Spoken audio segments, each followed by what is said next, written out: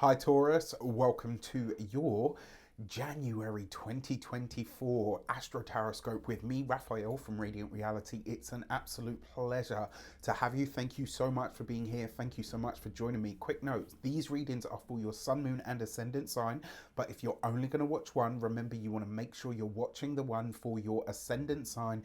Because these are based on the astrology, it's going to be that much more accurate for you on that day-to-day level. I am using whole sign tropical Western astrology for those of you that must know. All right. And if you are new to my channel, please don't forget to like, share, and if you should choose and it resonates, hit the subscribe button. It's wonderful to have you. For those of you that are continued subbies, welcome to the new year. You know Rafi loves you. All right. So these are the decks of cards I'll be using for you today. And before we start, as always, I would like to bless my decks of cards with all forms of love, light, peace, prosperity, and abundance. And I pray that the messages that come through are ultimately clear and concise and they help you on your path to your highest vibrational good. So we're going to pop these to the side for the moment. The first transit that I want to explore for you, my dear Taurians, is Mars, the planet of action, energy, action, excitation, passion, irritation, fights, conflict, challenge, bravery is coming into the sign of Capricorn. Now this for you, Capricorn rules your ninth house. So the ninth house is a space, is a very lucky space in the chart, and it really is very much about the future. It's about what comes next. It's also the house of your beliefs, your personal philosophies and ideologies in the world. Now, the ninth house is the house, also the house of travel, foreign cultures, distant lands. It's a space in which we expand our minds through the knowledge of through knowledge and through higher learning. Right. So, since Mars for you is Mars for you rules the 12th house of your past and spiritual matters, it is possible that you might have, maybe you're starting to rethink some of the belief systems that have been handed down to you, right? It also rules your 7th house of relationships. So some of you could be having connections or reconnections with lovers from the past. That's very possible, especially ones that have got like a foreign background. Now, many of you could see a connection or to the spiritual or religious sort of realm in some way, shape or form. Now, although it is a few days off, Mars will immediately begin its trine to Jupiter in your sign, right? So Jupiter, the Lord of growth, blessings, abundance, and expansion, is in your sign, as is Uranus at the moment. Uranus has been there for a good long while so far. So immediately after like 3-4 days-ish, Mars is going to set up a trine to these energies, right? This is a dynamic energy that's going to really start to push things and propel things forward. It's bringing an energy of amplification of your learning abilities and also your ability to move ahead with some of your larger visions for the future. It won't last long, right, in terms of like the actuality of the trine. So you really do want to tap into it. Now, Mars comes into the sign of Capricorn on the 4th of the month, right? So on the 4th of January, basically right out of the gate. So it's a pretty big deal, because Mars being energy and passion and all of those things, you might start to get really passionate about something that you believe in. You might start to get really passionate about something that you envision for your future or for your life in the days ahead. Either which way, I actually really like this. It's it's a really powerful energy, but it's also a beneficial one. So look at this, right? You've got the Two of Wands, beautiful. That's all about future orientated plans, especially financial ones. You've got the Death card, so knowing what to let go of and when. And then you've got the Chariot card. So one way that this potentially shows up, Mars can be a severing energy. Excuse me. Mars can be a severing energy. It can be a release energy. It can be where something is removed or cut away. Because you've got the Death card here and you've got it next to the Chariot card, there's a couple of ways this could show up. One, this could literally be that a journey that you have planned is coming to an end or is coming to a close. So maybe some kind of travel plan that you have doesn't go ahead. There's a reason for that. right? Remember, this is the ninth house. It's a very lucky space. So this means that if some of your travel plans are cancelled or they have to be reworked, it means that there's some better aspect of this that can happen for you at a later date, or maybe now is just not the time. The other thing with the death card, sorry, with the chariot card, it can represent your vehicle. So for those of you that have got plans to purchase a new car or a need to buy a new car, this might actually heighten that in some way, shape or form. Either which way, I still think it's pretty decent. Okay, so on the 8th of the month, Mercury, the lord of haste, speed, communications, and all that good stuff, in the sign of Sagittarius, is going to come into a square with Neptune in Pisces. Now, this is a pretty big deal. I say it's a pretty big deal. It's a relatively short transit, but it's a big deal because we're all going to feel this in some way, shape, or form. This is happening for you across your 8th house of other people's money, taxes, death, inheritance, all of that kind of stuff. Mercury being money, the transaction of money, etc. So if you've got transactional challenges or issues in the background around money and finances, this is it's possible that this could become a little bit of a challenge later down the line, right? So, oh, sorry. Yeah, no, that's right. And then you've got Pisces in your 11th house. Now, this connection, it does, because Neptune does have a bit of a distorting energy about it. We don't necessarily tend to see things clearly. Things can be a little bit murky. Mercury is about communication, so this inner square in a challenging aspect to Neptune, something is not being clearly communicated here. All right, so Mercury in Sagittarius can at times hype things up beyond what they actually are, whereas Neptune in Pisces literally has like no boundaries, right? It's a leak that won't plug. So when it comes to mixing money and friendships, I would definitely not blur the lines right now, because the 11th house is the house of friendships. It's group association. So anywhere that you're in group associations, this might be a good time to keep the money separate. It doesn't even have to be in the sense of loans, right? Although if it is, I would sort of say no. It might be that you and a friend agreed to do some kind of travel, and someone has agreed to pay this or to, this and put that deposit down and blah, blah, blah. There's all of that possibility, right? If you've got any legal matters or proceedings going through, this could be a few days of miscommunication. The window, I would say, is between the 6th, because, the applying to exactitude, the time of, and then the 2 days after. So between the 6th and the 10th of the month, just know that some kind of communication is either miscommunicated or something is oversold in a sense. All right. For this, you've got the King of Wands. You have the Three of Wands. Okay. And you've got the King of Cups. So this, I think, is going to be around bookings, date placement, all of that kind of stuff. Two Kings represents minor council. So anywhere that you have plans to, what's the word that I'm looking for? Anywhere that you've got plans to travel with friends, connect with friends, do sort of,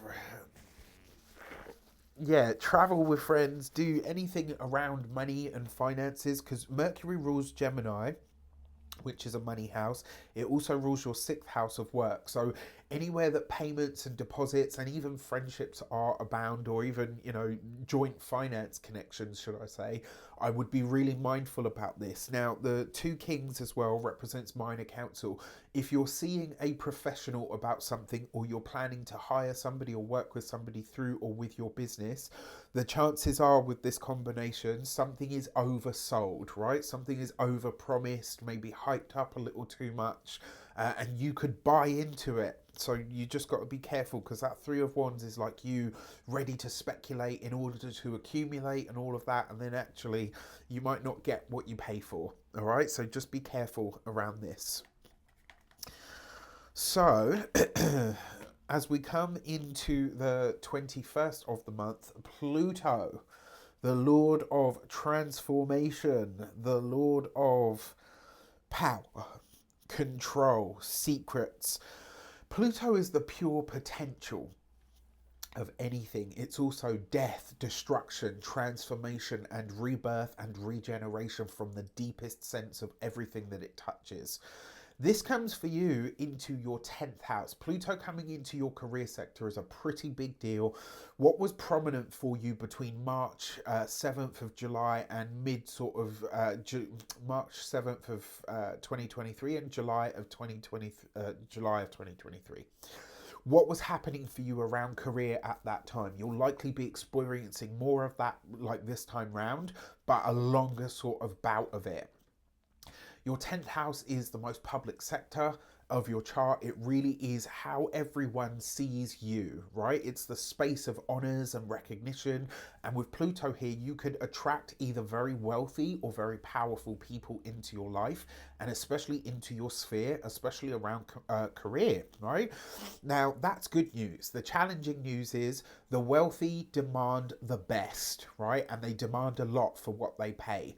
Anyone that says they don't or that isn't the case is a bullshitter as far as I'm concerned. And I'm just going to call it right here and right now. Wealthy people, and I've worked with a fair few myself, and not just in the work that I'm doing now. When I was a massage therapist, I worked at two of the most prestigious hotels in all of my area. And I can tell you they expect A grade for the money that they pay. So that is something that you need to keep in mind. Yes, you could get all these wealthy, powerful clients, but you're going to be expected to deliver, right? You got to come up trumps. Now, Pluto, in terms of modern astrology, rules Scorpio. So this is your 7th house. This is the house of connections, contracts. It can potentially bring power struggles into relationships because the 7th house is a relationship house. It's all kinds of one-to-one significant connections and contracts, whether personal, professional, or platonic. This can bring power struggles into through the career with authority figures, maybe even with colleagues or partners. Excuse me. The Sun is conjunct Pluto at the time of this as well, so and it's really powerful, right? Because it means that Pluto goes Kazemi, like all of the planets, apart from Mercury, but they all go once a year. This is very powerful because it's highlighting to you in a really big way where the biggest transformations and changes in your career are likely to show up. And also you could be having some kind of revelation of where the power really is or where you need to head towards in your career in order to find that good stuff, right? So this is a time where you'll feel a soul pull of some kind that you won't be able to ignore.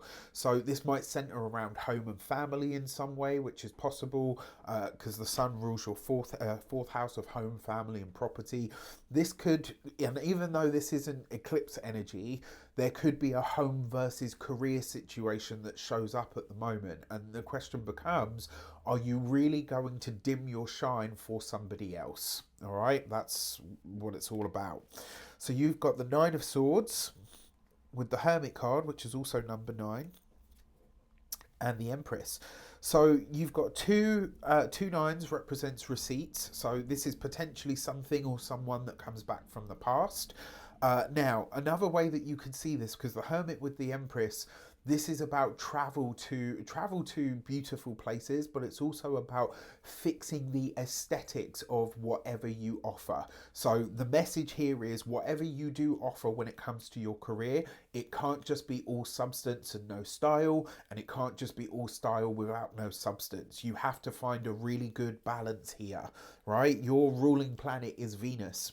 So you're going to have to find a way to tap into the Venusian energy in order to really extract the goods from your career, which leads me very nicely onto the last transit that I want to talk about for you, which is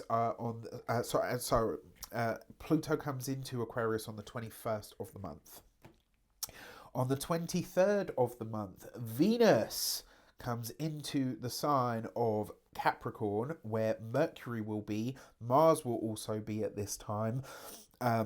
And this is 3 of the personal planets. So you've now got a big build-up of energy moving through your ninth house, right? So this is, as interestingly enough as well, because Capricorn can rule the authorities or the structures and the establishments, and the ninth house can also be a house that rules dignitaries, celebrities.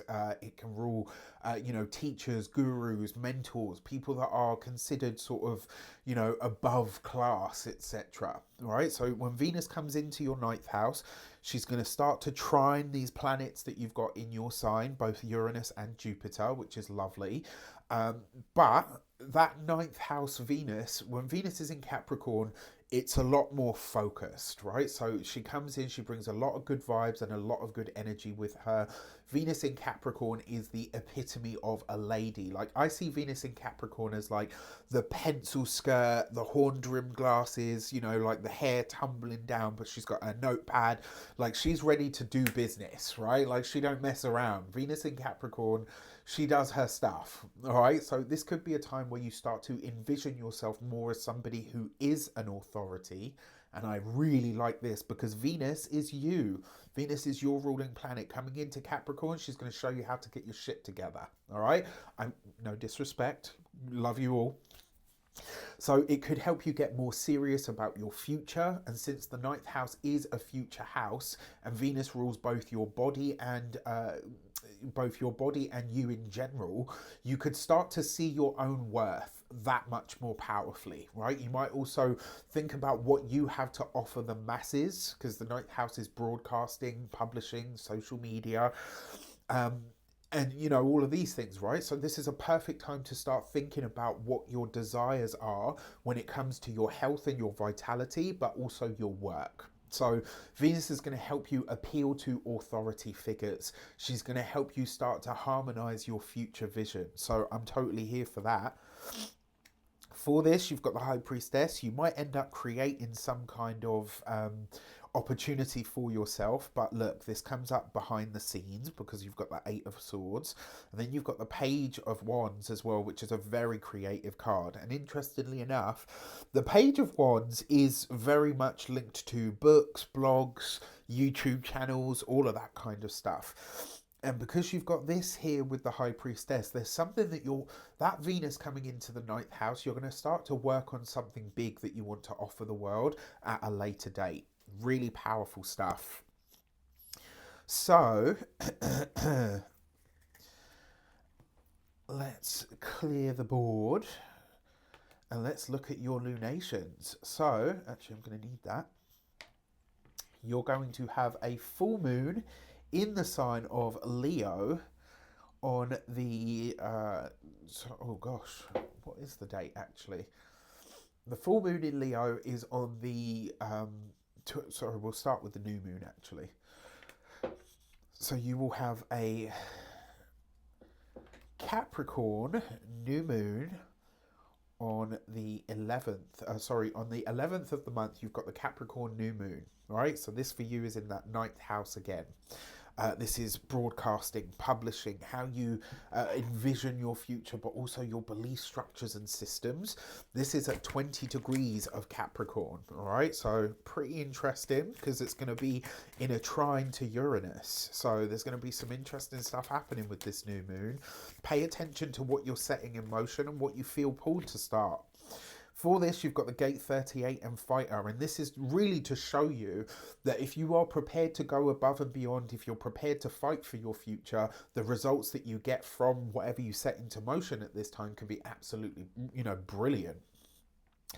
So on the 25th of the month, we will have the Leo full moon, and that's going to be at 5 degrees of Leo, right? So pretty powerful. And for this, you have the Gate 24 and returning. And for you, this is happening in your 4th house of home, family, property, real estate, some kind of fresh start with your home and your living situation. You got the Gate 24 and returning. This is about bringing something back into your familial sphere. that maybe once you really enjoyed, maybe for some of you potentially completing work that you've been doing on the home. This could be really nice. It could also be that you're bringing someone or something back into the home that maybe you hadn't expected to. Either which way, home, family, property, real estate are all under the spotlight. And remember, the full moon is where all of our emotions are that much more close to the surface, which means in a lot of ways, because the fourth house is also your deep emotional makeup, right? It's how you really feel at that very deep level. And the fact that you have this here, for me, it kind of highlights that this is going to be a very potentially emotional full moon for you. All right. So with that said, if you would like to get your own Astro Tarotscope with me, you can get that on the link in the description box. It's you, me, and 75 minutes of really digging into the transits that are coming up for you. I'm having a lot of fun and really great results with my clients for this stuff at the moment. So if you would like to get your one-to-one with me, you can do that on the link in the description box below. There's lots of links for loads of other goodies, including your year ahead for the life path videos, the New Year, New Frequency program as well, which is up and out there. Trust me, there is nothing else like this out there for at this moment in time. I know there isn't because I created it. With that said, I wish you an abundance of all of that good stuff. Welcome to 2024. Take care, and I'll see you soon.